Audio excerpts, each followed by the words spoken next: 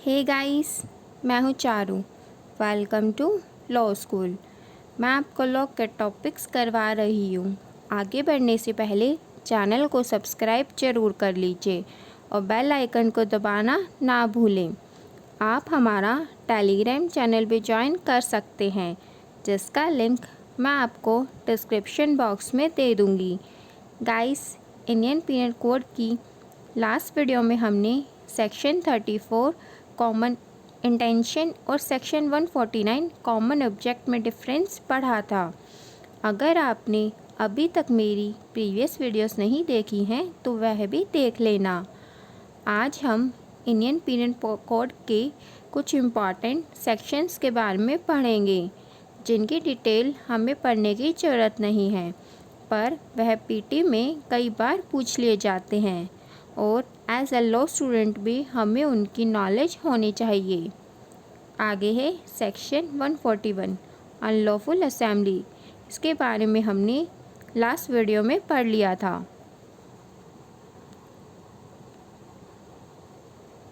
Next है section 142 being member of unlawful assembly.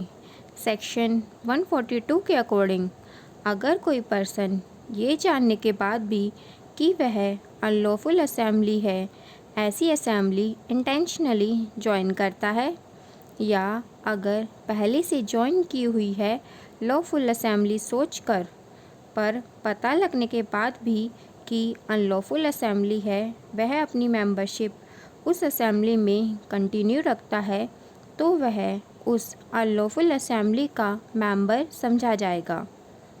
Next है section 143 punishment. Section 143 में unlawful assembly की punishment दी हुई है। सेक्शन 143 के अकॉर्डिंग अगर कोई पर्सन अनलॉफुल असेंबली का मेंबर है तो वह 6 मंथ्स तक की पनिशमेंट या फाइन या बोथ के लिए लायबल होगा। मीन्स अनलॉफुल असेंबली का सिर्फ मेंबर होने से ही पर्सन पनिशमेंट के लिए लायबल होगा।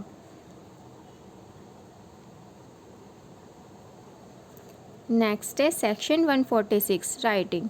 सेक्शन 146 के अकॉर्डिंग अगर अनलॉफुल असेंबली के द्वारा फोर्स या वायलेंस यूज़ की जाए, या किसी अनलॉफुल असेंबली के द्वारा in prosecution of the common object of such assembly, means unlawful assembly के मेंबर द्वारा कॉमन ऑब्जेक्ट से कनेक्टेड कोई फोर्स या क्रिमिनल वायलेंस यूज़ की जाती है, तब उस असेंबली के सभी मेंबर्स राइटिंग के ऑफेंस के लिए गिल्टी होंगे। नेक्स्ट है section 147 punishment for writing.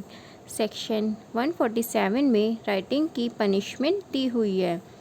Section 147 के अकॉर्डिंग जो पर्सन राइटिंग के ऑफेंस के लिए गिल्टी होंगे, तब वह 2 साल तक की इम्प्रीजमेंट या फाइन या बोथ के लिए लायबल होंगे। नेक्स्ट है सेक्शन 159 अफरे।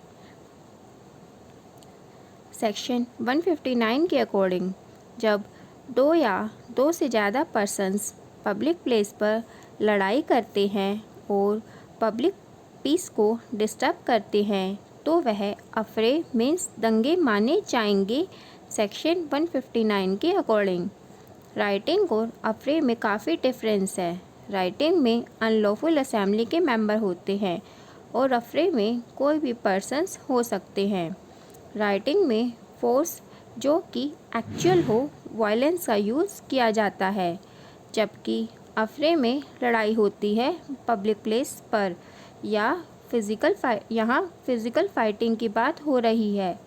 अगर सिर्फ बोलकर या गाली गलौज कर लड़ाई हो रही है तो वह अफरे की डेफिनेशन में इंक्लूड नहीं होगा। राइटिंग का एरिया काफ़ी बड़ा है, अफरे का एरिया काफ़ी नैरो है। नेक्स्ट है section 160 punishment for committing affray. Section 160 में अफरे की पनिशमेंट दी हुई है। सेक्शन 160 के अकॉर्डिंग अगर कोई पर्सन दंगे करता है, तब वह 1 मंथ तक की इम्प्रीजमेंट या 100 रिस तक का फ़ाइन या बोथ के लिए लायबल होगा। नेक्स्ट है सेक्शन 191 गिविंग फॉल्स एविडेंस। जो पर्सन भी ओथ लेने के कारण बाउंड हो या लॉ के किसी एक्सप्रेस प्रोविज़न में सच बोलने के लिए या किसी सब्जेक्ट पर डिक्लेरेशन देने के लिए लॉ द्वारा बाउंड हो, वह कोई ऐसी स्टेटमेंट देता है जिसके बारे में वह जानता है कि वह फॉल्स है या सच्ची नहीं है, तो वह फॉल्स एविडेंस दे रहा है, यह माना जाएगा। एक्सप्लेनेशन 1 के अकॉर्डिंग वह स्टेटमेंट वर्बली या किसी भी फॉर्म में हो सकती है। नेक्स्ट है section 192 fabricating false evidence. Section 192 के अकॉर्डिंग अगर कोई पर्सन ऐसे सर्कमस्टांसेस प्रेजेंट करता है intentionally false entry, false statement देकर जुडिशल प्रोसीडिंग्स में या पब्लिक सर्वेंट की प्रोसीडिंग में या आर्बिट्रेटर के आगे, जिसकी वजह से कोई गलत ओपिनियन बन जाए, तो उसे फैब्रिकेटिंग फॉल्स एविडेंस कहा जाएगा। फॉर एग्ज़ाम्पल, ए अपने ओनर की अकाउंट बुक में कोई फॉल्स एंट्री करे ताकि जब वह कोर्ट में प्रेजेंट की जाए तो उसका ओनर फंस जाए गलत केस में, तो उसे फैब्रिकेटिंग फॉल्स एविडेंस कहा जाएगा।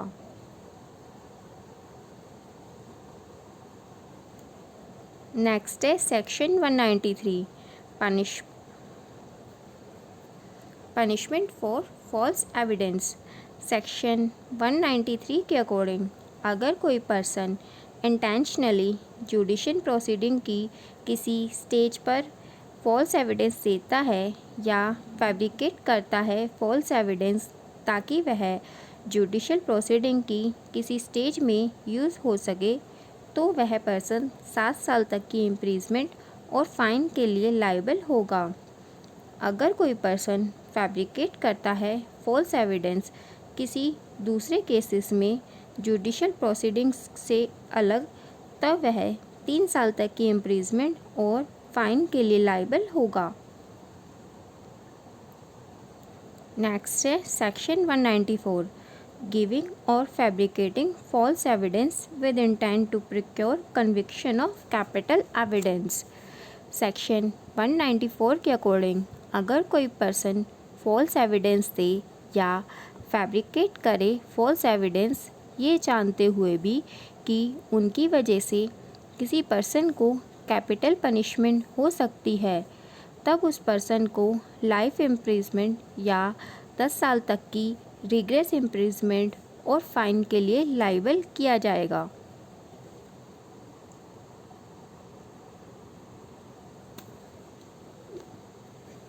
If innocent person by thereby convicted and executed, अगर कोई इनोसेंट पर्सन कन्विक्ट हो जाए और उसे पनिशमेंट भी मिल जाए उन फॉल्स एविडेंस के कारण, तो उस पर्सन को डेथ पनिशमेंट या कोई और पनिशमेंट जो लॉ में प्रिस्क्राइब की हुई है दी जाएगी। नेक्स्ट है section 201 causing disappearance of evidence of offence और giving false information to secure offender. Section 201 के अकॉर्डिंग अगर कोई पर्सन जानते हुए भी कि ऑफेंस कमिट हुआ है, ऑफेंस के एविडेंस को छुपाने की कोशिश करता है ताकि ऑफेंडर को पनिशमेंट से बचाया जा सके, या उसके लिए कोई इन्फॉर्मेशन देता है जानते हुए भी कि वह इन्फॉर्मेशन फॉल्स है, अगर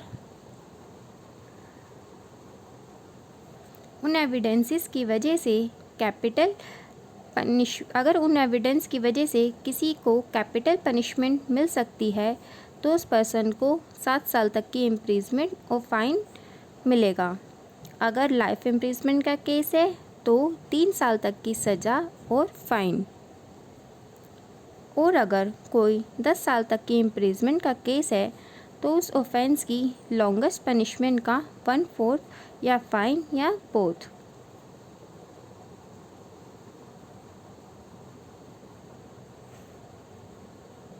नेक्स्ट है section 268 public nuisance.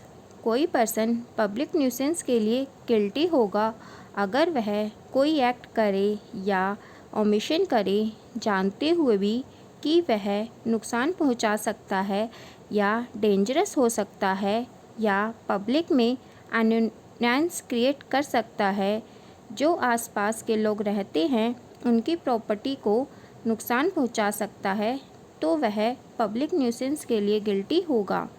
Public nuisance private nuisance से अलग होती है, जिनके बारे में हम टॉट की वीडियोस में पढ़ेंगे।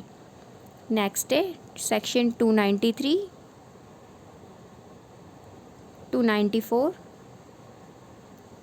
एंड 298। ये सभी सेक्शंस आप खुद पढ़ लेना, ये पीटी पॉइंट ऑफ व्यू से काफ़ी इम्पॉर्टेंट हैं। गाइस आज के लिए इतना ही। अगर आपका कोई क्वेश्चन हो या कोई डाउट हो तो आप मुझसे कमेंट बॉक्स में पूछ सकते हैं। इंडियन पीनल कोड की नेक्स्ट वीडियो में हम कल्पेबल होमिसाइड और मर्डर के बारे में पढ़ेंगे। वीडियो अगर अच्छी लगी हो तो लाइक ज़रूर करना और अपने फ्रेंड्स के साथ शेयर करना मत भूलना। Thank you guys.